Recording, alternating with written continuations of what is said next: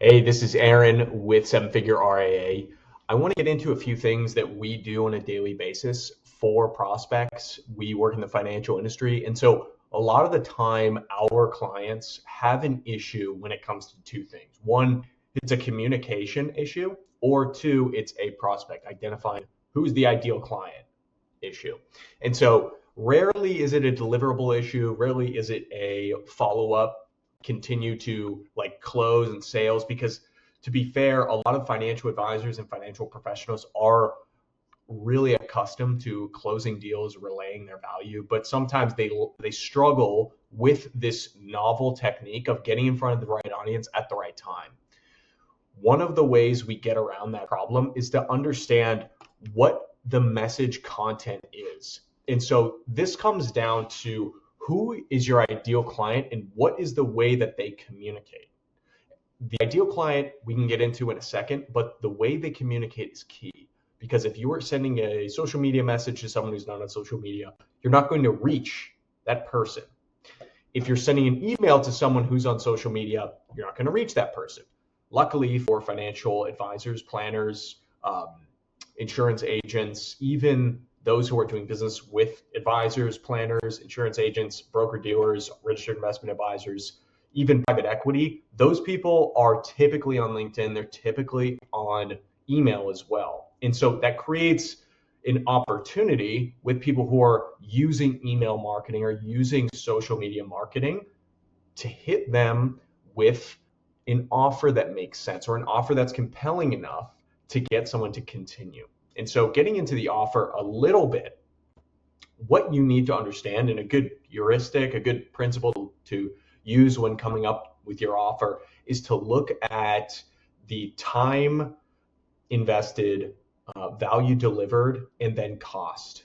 It's the equation that Alex Hormozi uses.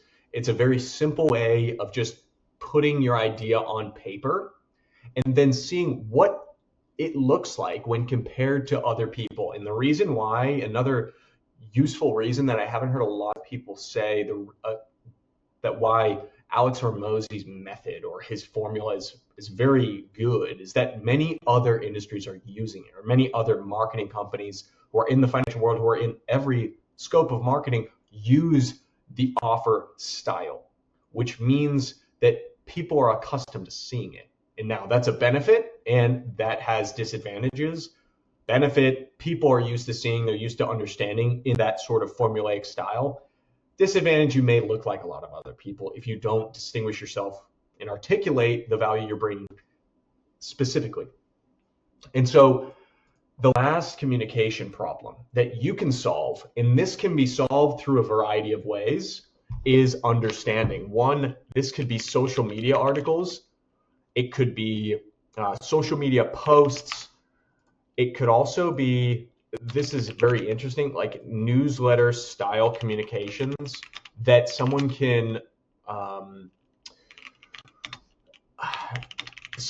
use to distinguish certain aspects of their business and certain aspects of their offer. And obviously this has to be done in an enjoyable way. It could be done, the newsletter, wow, I butchered that. The newsletter just has to be compelling. And I say newsletter, don't get stuck on the idea that a newsletter is a 3-page email or it's a 3-page circulation that your firm sends to a client. It's written in a certain style. Newsletter is news in a letter. And the letter does not have to be physical. It doesn't have to be in an email. It could be in video like this. So those are just ways that you could help someone understand what you're bringing to the table. The way that we operate with Seven Figure RA is we try to use two things, video, and we try to use social media posts. Those have been great differentiators for us. We've been able to grow our business using strictly, as to the moment, strictly social media. This is a new forum for us, and I hope you guys are enjoying it thus far.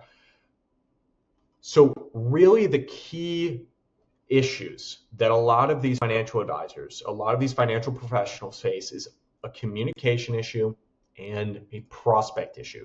And this is where really you can use platforms like Clay, platforms like LinkedIn Sales Navigator, Prospeo, you can use Apollo, Those are all, you're scraping away at that problem. One, sometimes it's a bite of the elephant at a time. Sometimes you're carving it up at a butcher shop. Certain things are faster than others. Need. You can solve that need issue. Sometimes they call it intent data. Sometimes people call it like people are following an influencer. The need of your prospect should be known to some degree. Could be one, you kind of know that they're invested in the market, or 10, you know that their current financial advisor just moved, or they just moved away from their current financial advisor, and they're in some sort of circumstance. Those two ranges, and it's on a gradient, so you can think of 1 through 10, even 1 through 100, knowing where someone falls on that spectrum, and that spectrum can differ for advisors that are offering tax planning and for advisors who are offering alternative investments.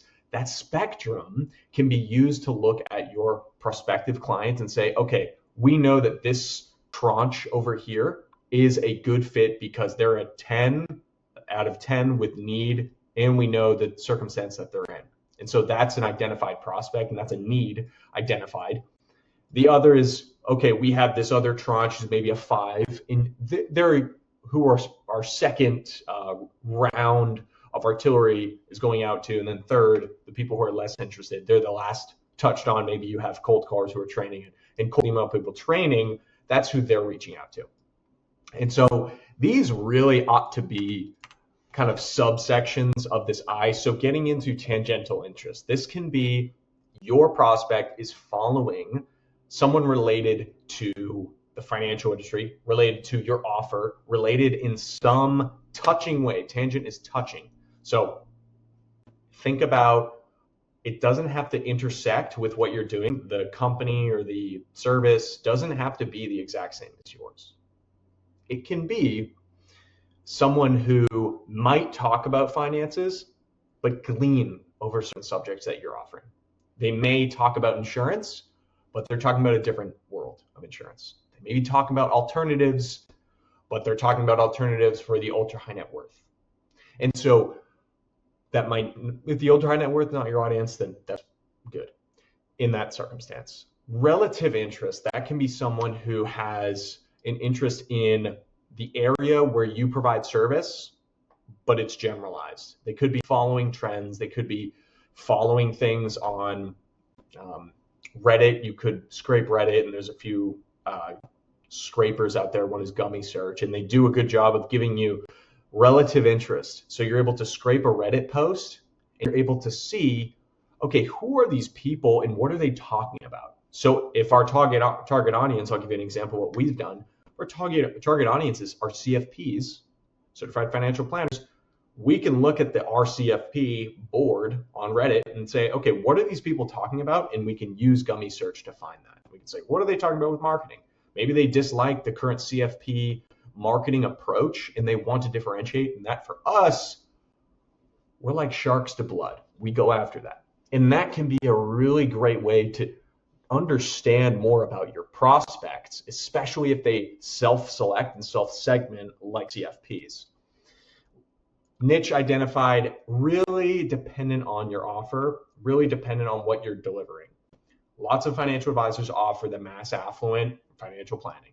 That's totally fine. There's nothing wrong with that. You can build an amazing business just with that. The way that we've had success is going after niches, because when there's that self-identification, that self-selection going on, people start to navigate. They'll huddle and they'll move a certain way. And not everyone is following the herd in that world. But if you can start to say, well, there's this, I don't know if it's still true to this day, but I went on a whale watch about a year and a half ago. And there are pods of whales across the world. These pods separate themselves. They do not intermingle often. I'm not sure if they intermingle at all. But these pods can be the exact same. You can use that approach with your niche. People, these groups of people, whether they're business owners in the machining space or they're business owners in the manufacturing of pharmaceutical space, those two business owners may touch at some Austin, Texas meetup or some Charlotte, North Carolina meetup, but they're not generally commingling in associations and in other circumstances. So you can use those and say, well, what is this group talking about online, or what is this group talking about in their newsletter, their circulation, the way they communicate, and what is this group communicating with? How are they relaying information to each other? Those are two awesome places to then say, okay, let me understand what this guy's talking about, and let me understand what this group is talking about, and then let me understand what this group is talking about. You can find a lot of that information online. You can find a lot of it using tools like Clay. And so I'll share a little bit more about Clay. This is just a group of prospects we've been able to find who are from the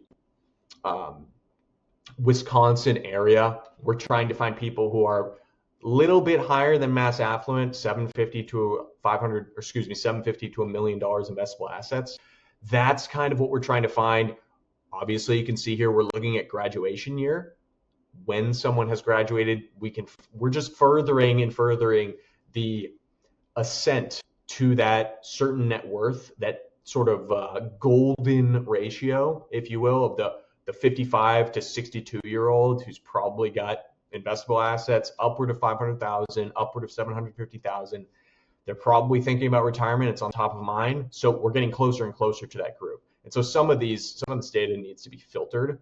We can see 2013, that's a little bit too young. Within this, we're really able to use this to solve that prospect problem because we're starting to filter out certain people. And if you're acutely reading these, you're starting to understand that there's a trend going on with the job titles, with obviously the location, and then you could see that there's some similarities between these companies. And so what we're doing is we're getting closer and closer to that ideal client. There's filtering going on. There's filtering that needs to occur for us to push away groups of people and to start to target those other groups. So what we're doing is really solving for that prospect problem using a tool that's able to aggregate a lot of data. We start with LinkedIn. That's one of the major communication styles. And then we're obviously going to add in email addresses when the time comes, if we want to approach it in that forum or in that arena. But really driving the right people into the funnel is the first part of, it should be the first part of a marketer on your team, or even if you're a solo independent advisor, this should be one of the first things you try to do. And this does not have to be using tools that are very expensive. You can do this on your own, starting with LinkedIn, using a free search at the top. And I'll share a little bit more about how you can do that in later videos, but stay tuned. I'd love to chat with you in the comments. You can share anything, any thoughts, and we can go in and answer and have a short discussion on what we're doing, and maybe you can apply it to your business. But looking forward to seeing you in the next. Like the video, and we'll produce more.